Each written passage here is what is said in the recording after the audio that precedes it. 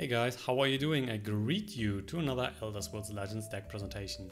In yesterday's video I told you about my weekend's journey to find some decent decks against the current meta, and besides the combo assassin, one more deck had a really good performance, and that is the ramp Spellsword deck, which I will show you today.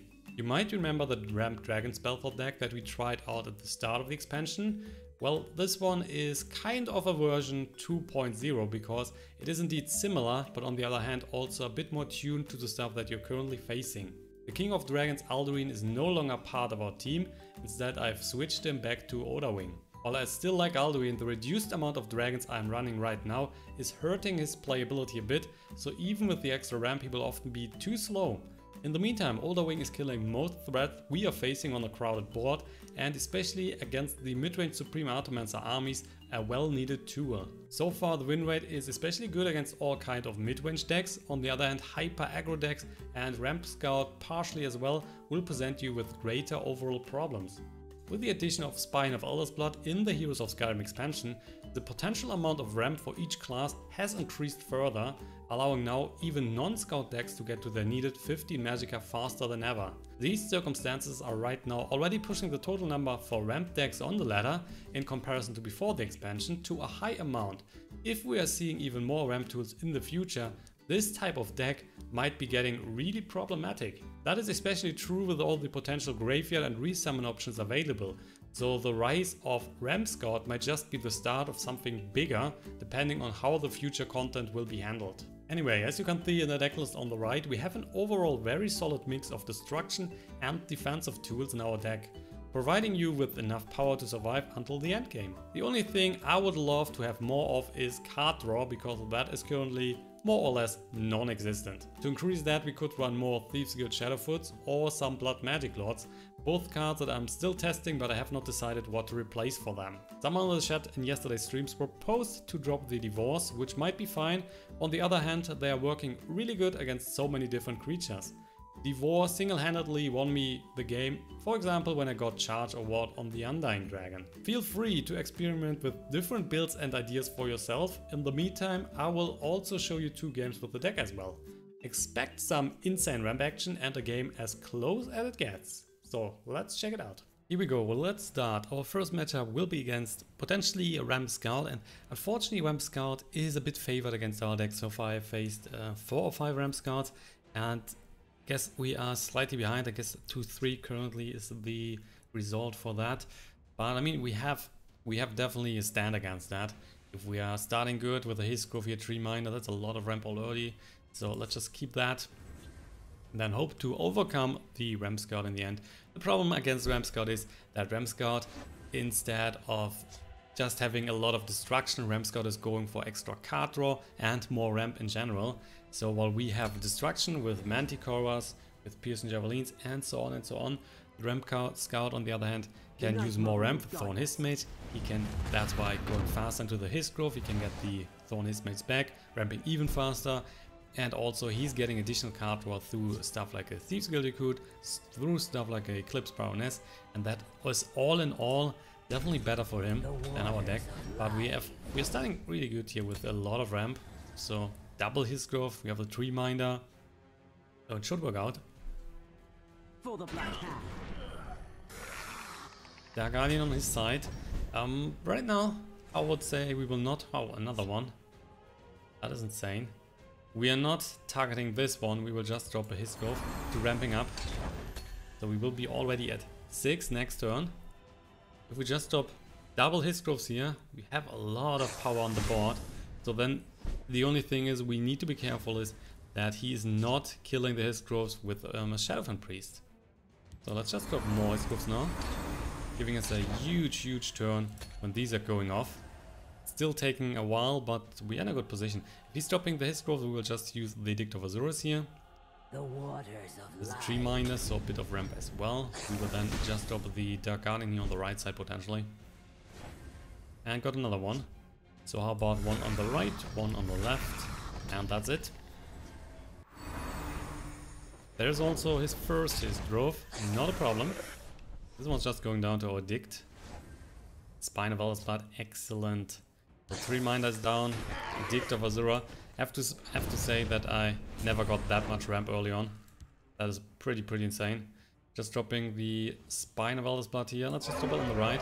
So he's then using the Dark Guardian to attack our Dark Guardian again. We will just use after that the Spine of Eldersblood to hit his Dark Guardian, and we still don't have 2 Dark Guardians on the board. Or we do not have that. Sheer Pointed Dragon hitting our Spine of Eldersblood. And has also Dark Guardian. So everyone is running Dark Guardians here. And the Dawn. Ah, Dawn is good. Let's just hit this one, still nonetheless. Thing is, he might have a curse card or something. We don't care too much for that right now. And on the left side, we don't have to attack here. Let's just pass and end the turn. So we need 3 more turns, as it looks right now, to get the Hist Grove activated, if he has no chance to kill them. And another Sheer Pointed Dragon, so the Spine of Eldersblood is going down. He's also killing, of course, the Dark Guardian. He's hitting the Dark Guardian on the left side again. We still have a Dawn, so not a huge of a deal. And he's not attacking. That's Devour. So we can use a Devour here on the Sheer Pointed Dragon, and we can use the Dawns and kill everything. Then he's down to 3 cards. The Hist Groves are getting activated in 2 turns. That's all in all very interesting matchup so far. So even if the 3 cards needs to be triple Shadowfen Priest, then he can come back from that. The forest is it's just a Leaf Lurker. So we can push 2 more damage. We're getting a Soul Tier.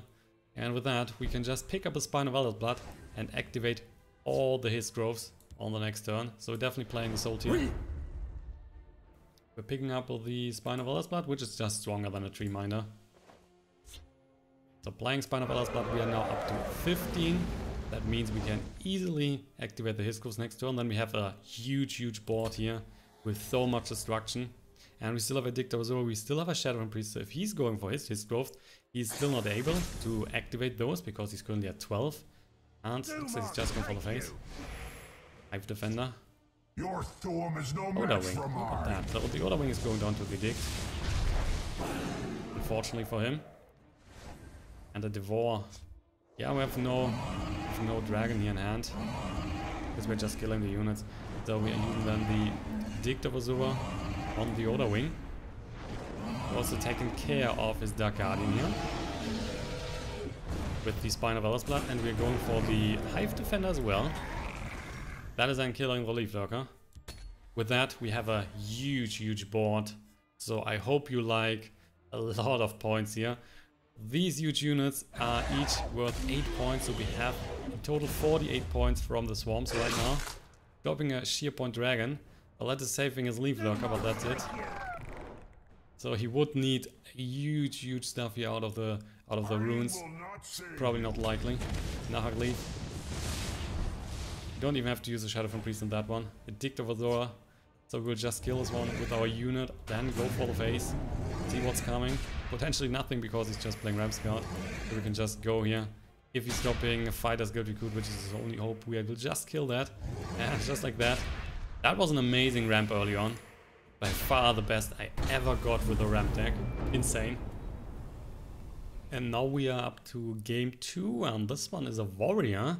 So either he's playing super aggressive with some orcs, or he's playing the werewolf warrior, or he is just going for some ramp and then also running Unstoppable Rage and so on. Execute Bruma is definitely a good start. Getting another Execute here, and Mantikora is not that great.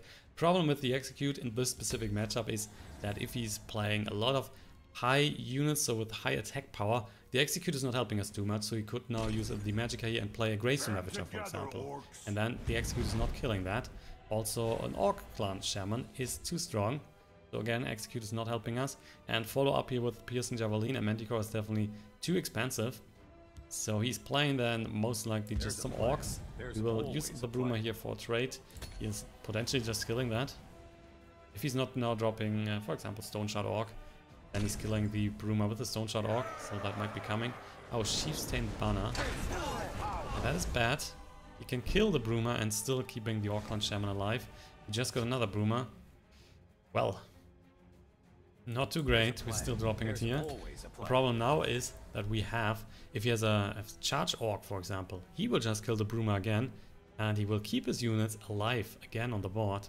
That is bad. Get one shot. Or he's just stopping Stone Shard Orc.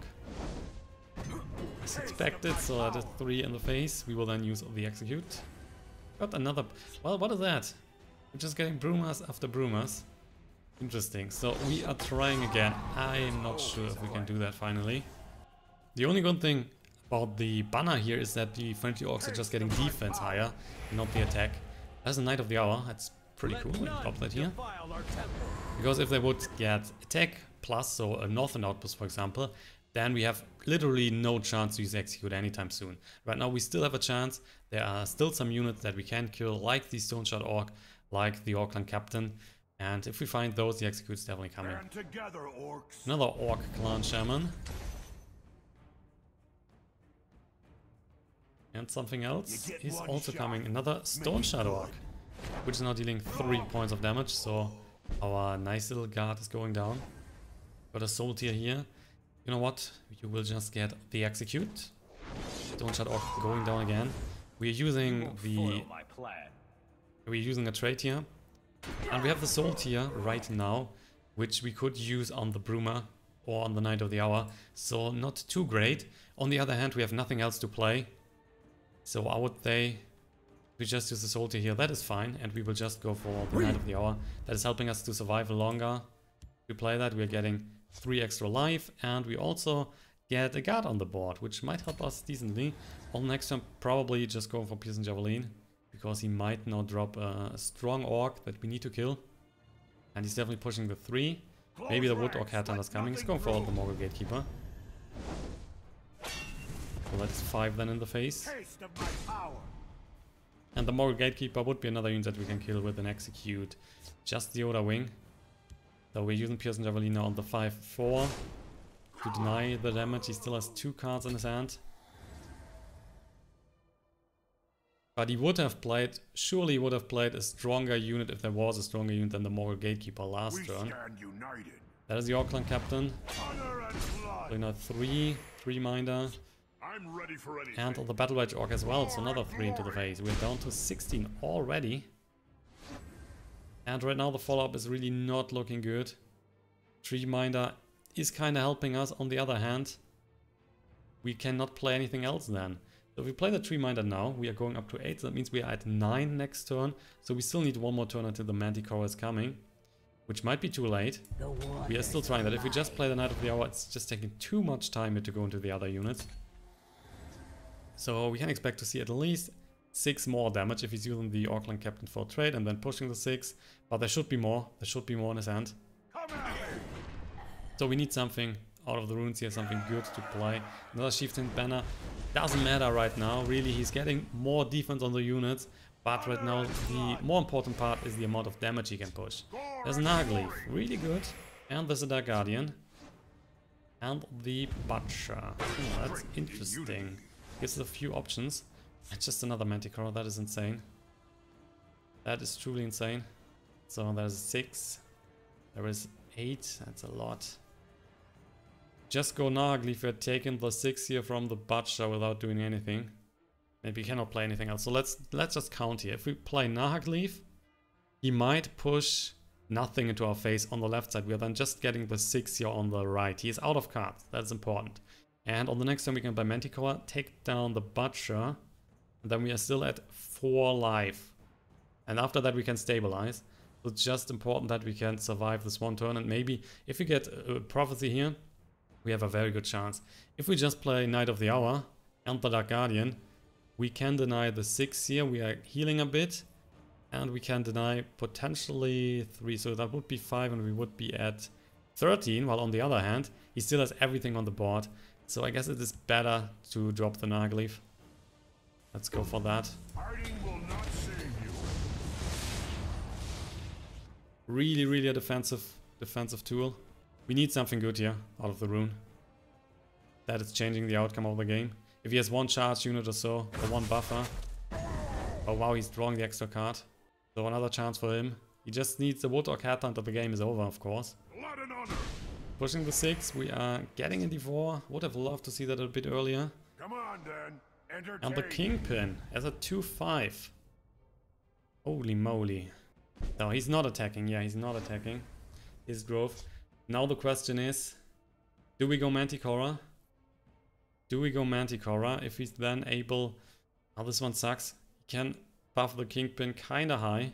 I guess we cannot do that. How about Devour and Knight of the Hour on the right side?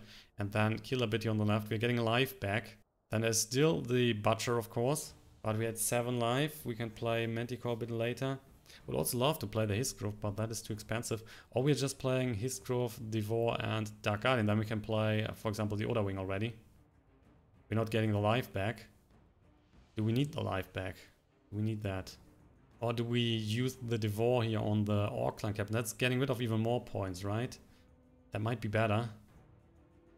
Oh yeah, come on, let's do that. We are going Hist Grove, dropping the Dark Guardian here, and we're using the Devour on the Orc Clan Captain. Because he's actually only getting 1 Orc here from the top, right? So we can take down this unit. He just had 3 damage there, so the Nahagliiv should survive. Means the Butcher is killing the Dark Guardian. Let's just cross the fingers here that he's not getting a charge unit. But if he's getting a charge unit, he needs the Wood Orc Headhunter. That's crucial. I mean, he could also play Stone Shard Orc, but that is only dealing 4 right now, so he can then... Let's see, he cannot kill us anyway. Butcher is hitting the Dark Guardian, which is good. Come on, then. And there's another Kingpin. Ooh. Alright, so the Nahagliiv is still active. And the Hive Defender. So what we are not doing is we are going for the Mantikora. Are we going for that? Yeah, let's go for that. So the Butcher is out then. We are killing the Kingpin here. He's still at 4 life. He's currently able to push 3 damage. The Kingpin can get increased in stats. So if he's getting Stone Shard Orc, he's winning the game because he can kill the Nahagliiv. And he has then 4 damage on the board. If he's getting a Wood Orc Headhunter, he's winning the game. If he's getting a charge unit, if he's getting just a Battle Rage Orc, he is not winning the game. But there are a few cards that will just give him the victory here. Let us please Oh, what is that?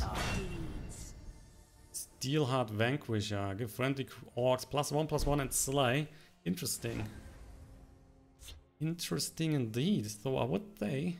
The crucial part will be if he's getting breakthrough. That's the crucial part. So we might just go otherwise for the Knight of the Hour for the extra drain. So Knight of the Hour, Hive Defender and Cloudrest instead of going for the Mantikora. Because if he's getting breakthrough, it is more useful to get the life here.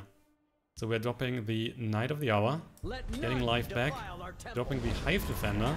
We go for the Cloudrest Illusionist, and let's just hit the Steelheart Vanquisher here.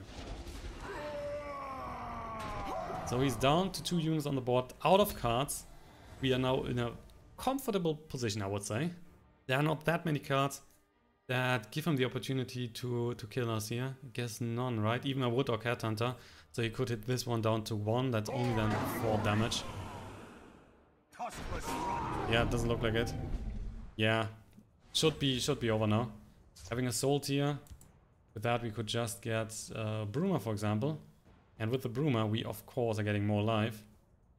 So that might be an option. We could also just play... What else is there? We could also just play another Nahagliiv here. Wouldn't be too bad either. Yeah, let's go for another Nahagliiv. That's fine. We will also then playing the Nahagliiv. We will push 4 damage in his face. The Nahagliiv is a 9/9 here, which is pretty strong. And then on the next turn, we might just attack here and kill him then. We have currently 10, 19, 25 damage. So we would need 1 more turn. And one of the strongest cards he now can get would be Soul of Revenge. Because if we are killing that, we are taking another 5 points of damage, and then he might just go for a breakthrough creature. So I would say we are hitting him... Yeah, potentially we are hitting down 1 more and then wait a turn.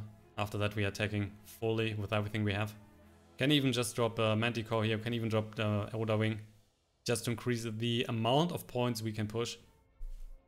And it looks like we are just able to jump out of our death sentence here. We were so close to get defeated. But he was not getting the right cards from the top. So there should have been a bunch of cards that were giving him the victory. And now he's running out of time. So I guess he's not able to come back from that. Spine of Eldersblood. Yeah, what we are doing now is we will We will just drop some more stuff on the board with the Spine here. And I guess we will give him one card. Should be fine. And then we can kill him on the next turn. Even better, because there might be stuff like a Morgul Gatekeeper. Let's just push one. Okay, something's coming. Which is great, so if that's a unit, we will just kill it. That's why we can attack here. If he's dropping a unit on the board, we will just kill it. If he's getting Grace and Ravager, yeah, fine. So let's just then, let's just go for the Mantikora here. He has a bit buffed, so Mantikora is of course better. And then we're just killing him next turn. That's fine. It's a good day to die. And there's a conceit. No chance for him to come back from that wall of guards. So we are winning another game. And with those two games, we are at the conclusion of today's episode. I hope you really have enjoyed the video and the deck as well. I totally like Ramp Spellsword. I like all the Ramp decks in general. Not too much Ramp Scout right now because everyone is playing that. But Ramp Spellsword, Ramp Warrior and also Ramp Sorcerer are really my taste of blood. So I hope you've enjoyed it. Thanks for watching until the end. And don't forget, if you have enjoyed the video, you can hit a like under the video here on YouTube. And also you can subscribe to my channel for free. Then you will get notified when I'll be uploading more content. And also I'm doing content for other card games, not only Elder Scrolls Legends. So if you're a fan of Hearthstone, if you're a fan of Gwent or Shadowverse or anything else, you will find a lot of content on my channel. So check that out, would be very much appreciated. And I will then see you on the next episode of the Elder Scrolls Legends.